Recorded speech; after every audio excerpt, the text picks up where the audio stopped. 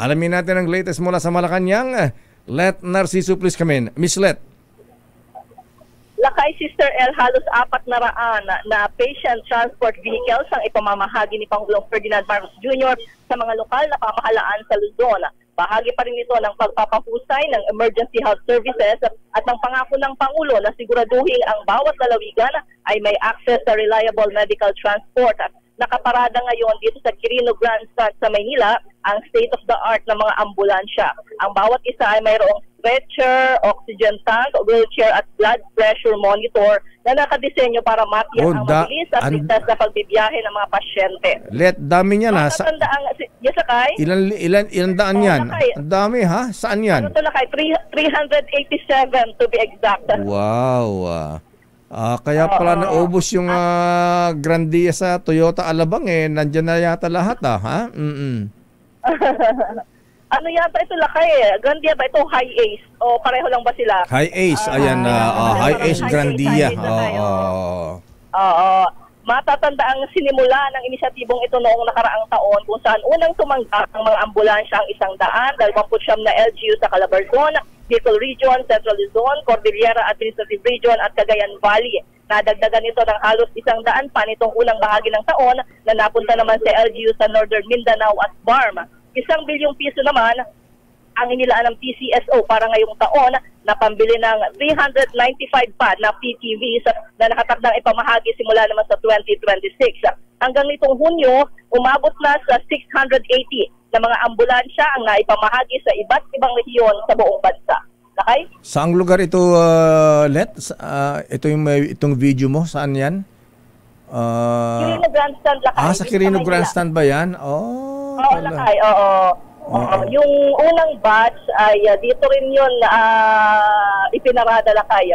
Yung halos 200 na nauna dito. So, ano to, Lakay? Ang target dito 1,000 So, nasa 680 na, mayroon pang kulang-kulang 400. Ayan, pakitanong nga kung meron para sa amin sa Pinili, Ilocos Norte dyan.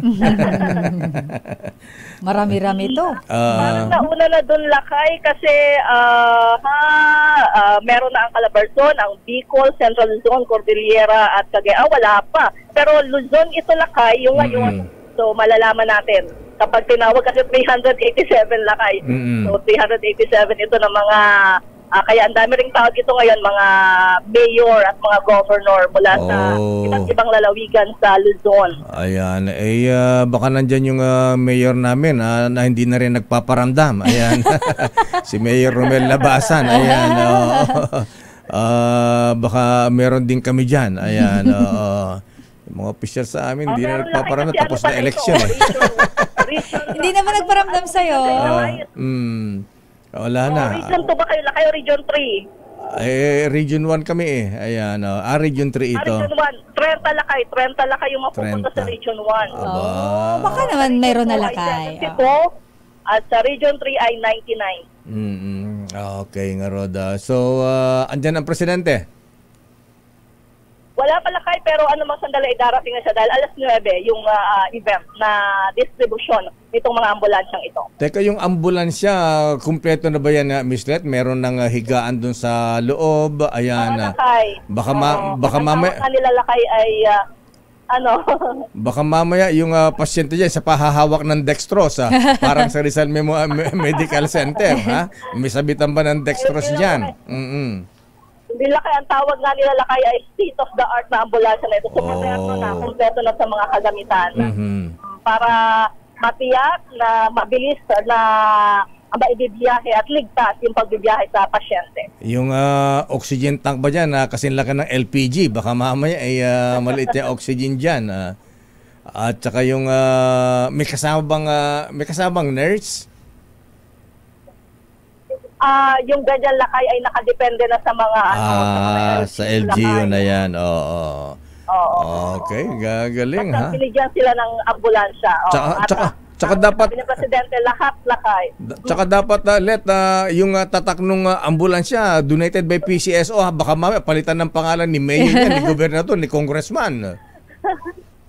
Ang nakalagay lang lakay ay Patient Transport Vehicle. Tapos may logo ng PCSO. Ayan, dapat lakayan yung PCSO, yung buong side para hindi na malagyan ng pangalan ng politiko.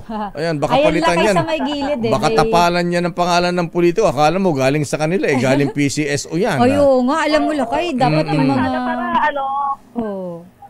huwag naman sana lakay para maganda rin tingnan na uniform na ganito, di ba? Totoo Ayun, may yan. logo ng PCSO sa gilid lakay. Galing. Pero hindi sobrang lakay, pero may PCSO. Ayan, Sakto lang. Ang So- mas malaki lakay ay yung nakalagay syempre emergency sa harap. Yes, Patient yan. Transport Vehicle.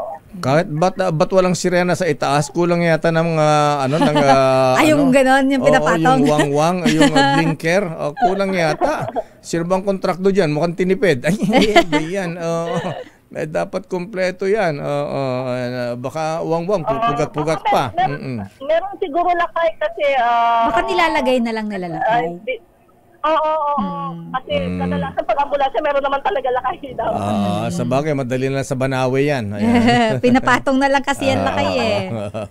Anyway, so anong oras ulit ang presidente? 9 o'clock, 10 o'clock? Alas 9 lakay, so hihintay na lang natin siyang dumating dito ngayon. Aba, alas 9. Sa seremonya ng pag-aabot ng susi. Aba, alas 9 yan. Baka nakalimutan ni Presidente. Ayan, baka ang kantsawan naman ni Manong Chavit may Alzheimer's. Ayan, ulyanin na. Batang-bata pa Presidente. 66 pa lang Presidente, di ba? Naman yun bihira yun na late lakay kung ano man, minuto lang talaga. Ganun ba? Sa bagay, lapit-lapit lang ng Malacanang. Lagi on time. Lapit-lapit lang ng Malacanang dyan. 3 minutes, nandyan na. Yes, Ayan, so konting kembot lang. Basta hindi traffic. Tatawid lang na Ayala Bridge. Ayan, Quirino Grandstand na. Ayan, kung hindi makalimutan. Ayan. At kung hindi traffic. Ayan, walang traffic sa PSG. Hindi Sa naman, bagay. Hindi naman katulad ni... Mahahawi ang mga hindi naman katulad ni dating Pangulong Noynoy na ha? Na Ayan. walang Walang wang-wang. Ayan. Kayo ang boss ko. Ayan. Okay nga, Rod. So ano pang schedule ng Presidente ngayon? Ay, teka muna. Wala ba reaksyon ng Presidente dun sa himutok ni Manong Chavit? yung tampururot ni Manong Chavit. Ayan, director lang daw yung hinihingi, hindi pa mapagbigyan. Pagkatapos nagkita-kita pala sa Japan inaano ni Apo Diputado Sandro, si Manong Chavit ay inisnab na kanumat. Ayan, Wala pala ka. Wala Pero pa. kapag narinig yung interview mo kaya baka magkausap naman sila lakay. Oo nga naman sa bagay may karapatang magtampo ang Manong Chavit dahil in fairness ayan grabe ang landslide ang presidente sa Ilocos Sur. Ayan. Siyempre Ilocos Manong Chavit parang Ali Di Maporo din yan Ayan. Singson country ba yun? Oo, Singson country yan. Director lang daw yung hinihingi, hindi pa napagbigyan. Oo. Samantala yung iba-iba din, dinadaan lang sa pakanta-kanta, director na ng PCSO. Anyway. Sabi niya lakay, di ba? Parang lagi yata silang magkasama nung kampanya. Oo. Di ba nagpagawa pa nga si Manong Chavit ng armored car na BMW? Ayan. Baluarte Motor Works. Ayan, nakita natin. Ang laki-laki na yan. Bulletproof. Ayan. Parang gamit ni Dirac doon sa Fast and Furious. Yun ba yung dumaan sa EDSA? Yan, oo. Na may malaking TV monitor sa loob. May sofa doon. Ayan. May base pa yata doon Ayan kinalimutan na ako. Antayin natin lakay. Baka may reaction dyan ng presidente mamaya. Baka pwedeng maitanong ni Miss Let mamaya. Okay nga, Rod. Maraming salamat, Miss Let. Ito sila Narcisa para sa DZRH. Una sa Pilipinas, una sa Pilipino.